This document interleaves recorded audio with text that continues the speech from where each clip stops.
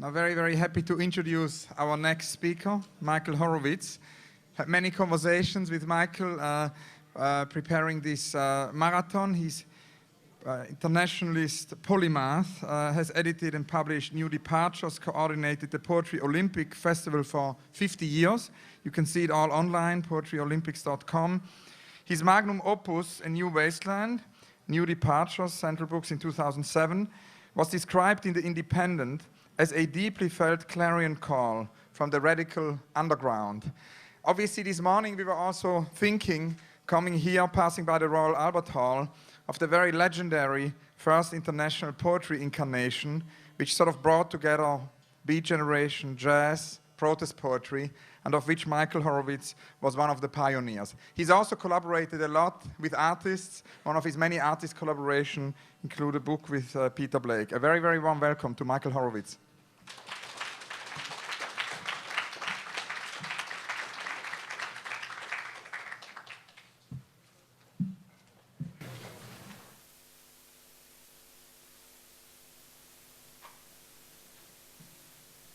Thanks very much, Hans-Jörg.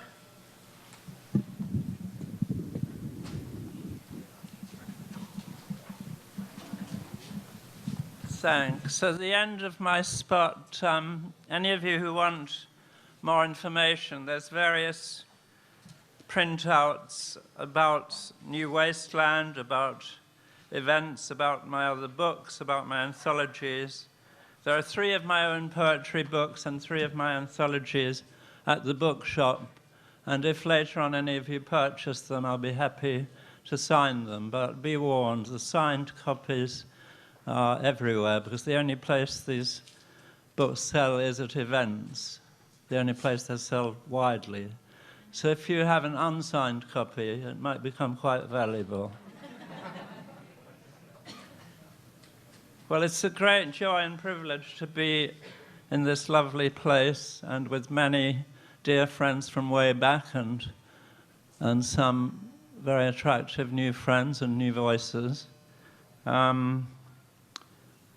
If any of you are if your feet are a bit cold, or any part of you, feel free to leap about and dance or leave, or, you know, you don't have to sit still like we're in church. But of course, if you want to do that, fine.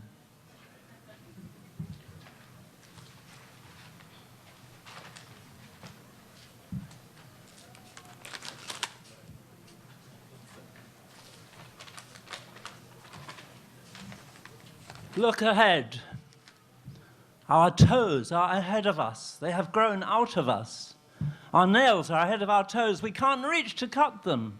Our hammers are ahead of our nails. They strike like underpaid lightning. Our sickles are ahead of our hammers, shape of our hammer toes.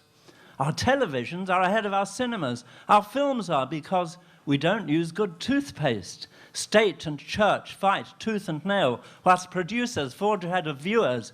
Our commercials are ahead of our patrons. All is peddled. Our cycles are ahead of our tricycles, and our trickles are our fashionable works of art, trickled by cyclists on paint. Our best cyclists are our worst painters, and our best painters are worse than our worst cyclists. Our worst cyclists are ahead of all our painters put together, save the painters become cyclists. And that's what they've done. Every day more painters are taking up cycling, and daily they're discovered, biking up the Strand, sponsored. They swerve through swirls of paint, dribble ahead of trolleys, trams, trombones, start brushing their feet with toothpaste, that the Tour de France is gunged to a standstill, while cinemas clean up with the masses at bingo, and the backsliding punter lies down with the telly. Our pile driver toes hammer furiously on motorcycles, but the hammers are sliced by sickles, struck hard by our frames. Our nails catch up with our toes, till at last we're in. We find our teeth, fully grown footballers.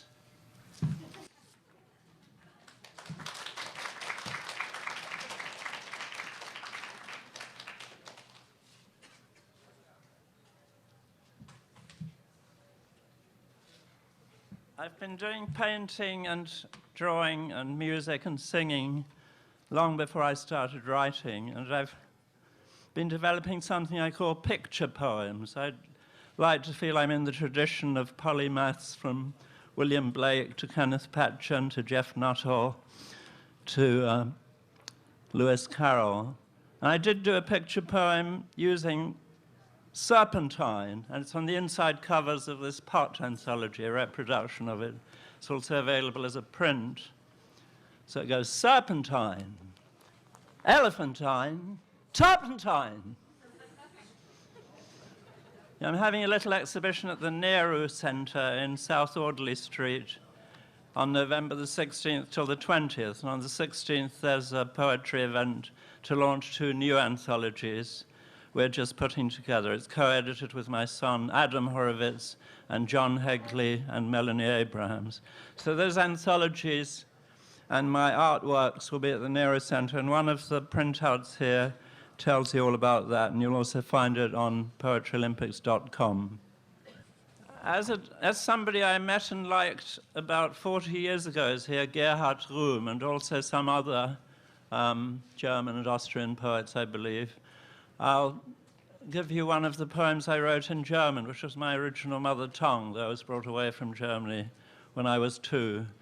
And this is a poem which is embellished with some licks on the Anglo saxophone, which is my equivalent to Apollo's lyre, Orpheus's lute, and the Irish harp.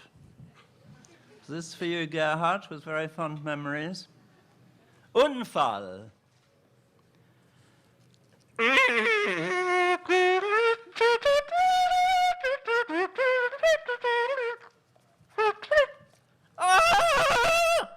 Unfall. Die konstantineapolitanische Dudelsackspfeifengesellschaft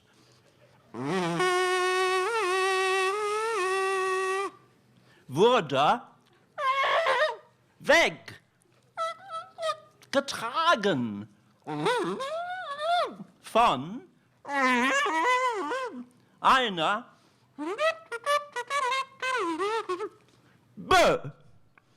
B-O umlaut, which is one of those words that oddly translated into English is much longer, unusually, a sudden squall of wind. So taken by this piece of German sound poetry, jazz poetry, I then translate it into English, and it goes something like this in English. Catastrophe! The entire committee of the Constantinopolitan Bagpipes Society was carried away by a sudden squall of wind on the leafless antlers of a well-chilled Kensington Gardens GNU!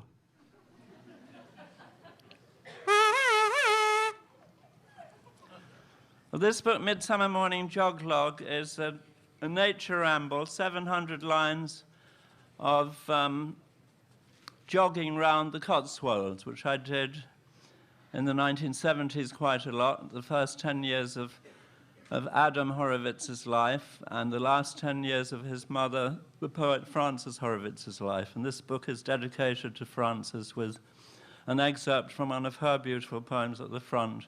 I'll read you a short bit from towards the end of the book, which is, as Hans said at the beginning, illustrated with remarkable ruralist drawings by Peter Blake. And his drawings are a compliment to my poem because he's never been in this valley, but I sent him pages I thought would turn him on, and what he drew was exactly like what I was writing about. This is the innermost nave of the Abbey of Trees. So this is jogging in high summer, deep in the Cotswolds Valley, with all its crawling and fluttering denizens, tunneling and buzzing, sawing and subtly trumpeting on in muted solos or dizzy glissandi or descanting or glistering within the lights and darks of other wafting winds and reeds and woods, dead elm and evergreen, broken bluebell, trampoline of runnerbean and columbine, arcing and curling where the brook purls through a clearing, heatherbell and harebell, mount with bugles pell-mell, flickering and flaring and jamming blues with buskers and small groups burgeoning, soon to grow to big bands, orchestras, with massed bluebells standing hunched or cupping upward in unison with Pan and God and Mother Nature, hymning high summer's heyday of cockerel, paging, pimpernel, and asphodel, and Morris men, with ne'er-do-well and infidel, made completely good again by falling down a wishing well. Maids and farmhands come away to chase and play the rites of Flora's holiday. Her children romp intrepidly on dry stone walls right merrily, and all the while the roundelays of songbirds pump the revelry o'er spinneys, dells, and gardens, embroidered in herbaceous jamboree, with soapwort and stitchwort, ladies' bedstraw sneezewort, muskmallow milkwort, nipplewort, and navelwort. Vexed gardeners, though, chase litterbugs across bones and plastic glasswort, and as they slither on the dregs of bottle-savaged ragwort, they mutter darkly how they wish such spirits never blithe wort.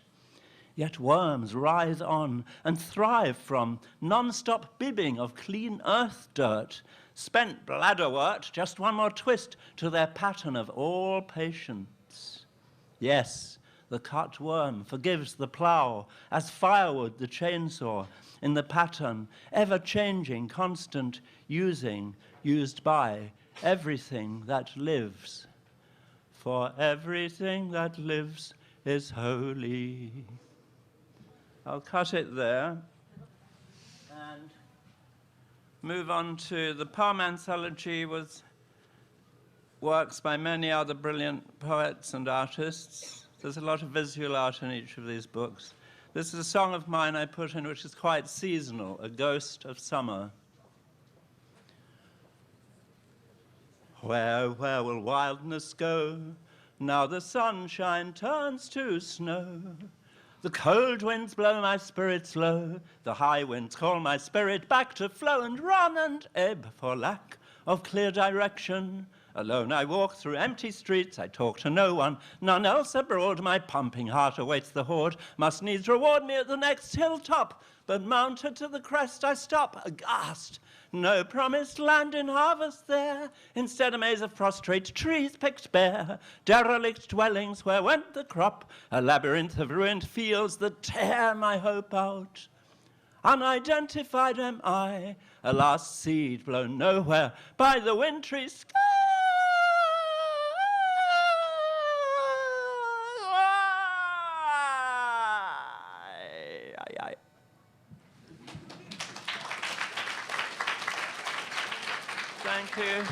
Thank you. Okay, Word, Sounds and Sightlines has a lovely drawing of me, well, it makes me look lovely, by David Hockney on the cover, some years ago now. Once I was a dress designer, now I'm a coat upon a stick. Okay, this contains a poem for the late lamented John Cage, who I think would like this event because he said one of the purposes of his indeterminate music was to make you more aware of the sounds in the street. And when Cage died, I was at a WOMAD festival, and the news came through, and the composer, who's also now died, Simon Jeffs, and I, who just met on the first night of the festival in Bath, Peter Gabriel's WOMAD scene, which continues, and we thought we should dedicate and write a piece for John Cage. So he wrote some music using the keys, the notes C-A-G-E, D-E-A-D, Cage Dead. And we recorded that with about 15 brilliant musicians, and I wrote this little lyric for it, Fugue for John Cage. Cage, dead, uncaged head, flying ears, soundless bones.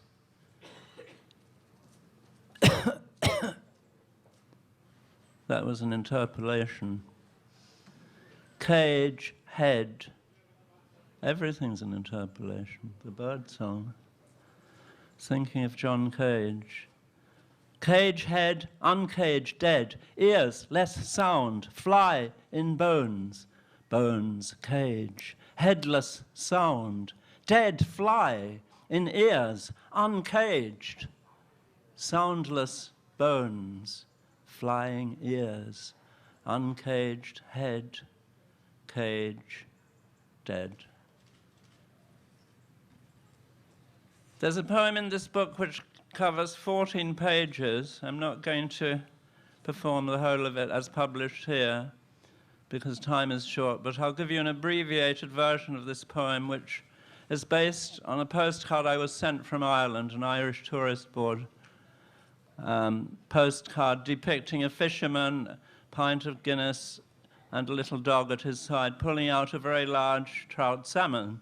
And I thought it'd be interesting to indicate the sounds of this idyllic picture. And I was living in Greek Street, Soho at the time, and I, with a friend, got one of the big billboards for Ben-Hur, which was showing what was then the Astoria Cinema, went to the roof and did a huge blow-up painting of this postcard. And that's in fact probably going to be in my show in the Nehru Center, the picture. Here's an abbreviated version of the animated sound poem I then turned it into. Serpentine Marathon Festival version of A Postcard from Ireland. From out of nowhere, a message emblazoned across the sky. Guinness for strength.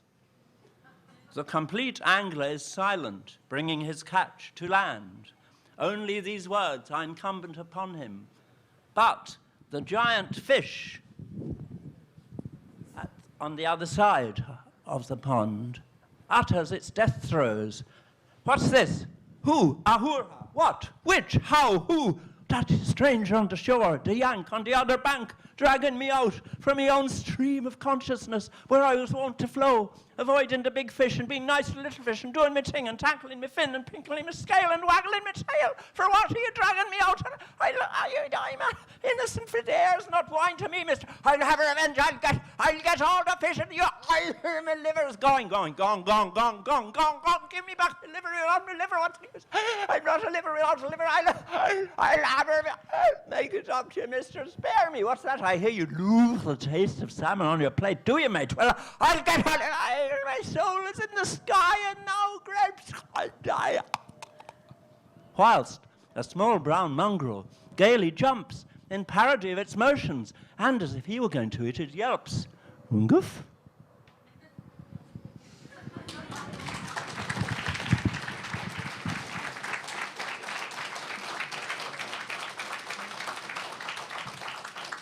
Now, this book, New Wasteland, is 500 pages. People sometimes say, just read one more poem. And wags get up and say, right, the poem I'm going to read is The Iliad. Anyway, I'd like to give you the last 2 pages of the poem. There are about 250 pages of notes, and it's mainly a lament for the state of the planet. But there are some laughs in it, some music in it, and loads of pictures. So this is the last 2 pages of the New Wasteland. Uses T.S. Eliot's The Wasteland as a template, but entirely different content. And the last section is a New Lands hymn to plaster saints like Tory Blur, Gorge Bash, Bull Clint, Bin Liner et al. For a brave new land. Slash away imperial powers, big business greed, and instead give every land's poor their due. Let every Muslim who wants to live, work, or breed with each agnostic, Christian, or Jew. Now Israelis and Arabs play music together like seeds in the pod of their godliest nature curled. Why can't you too share your light, proud, multinational mates, and unite all the states of the world? You preached the values of civilization to sponsor and market world war.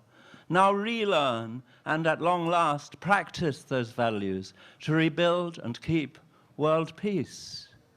For healing the nations, bold ministers, for commitment through and through, we'll take a cup of kindness yet and launch our time ship, Earth anew. Well, I'd like to end with a very short song for the late Francis Horovitz, and it's in the Pow anthology, which is also on the book. stall, and I disagree with Sue. Well, Sue is right for her experience, but love poems have also been written whilst the people who are in love, and Frances Horovitz wrote the most beautiful love poems. I was very honored to be the recipient of some of them. There's a song I wrote for her, which she liked, a song for Frances. I hear you call my head a bin, where children dip their buckets in. As I float and tinkle in the sky, the sun at your mermaid tail doth fly. Earth sings through you from where oceans flow, nourishing forests aeons below, where jellyfish squish at the plashing barrel of star food, where no man picks a quarrel. You ward off the flies with a wand of fresh fernlets. You come softly to mind in a clearing of dreams, whilst the moon falls asleep as the cock greets the sun.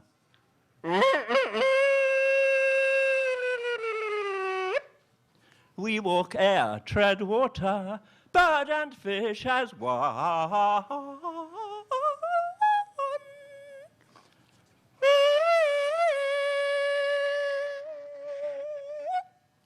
Thank you very much.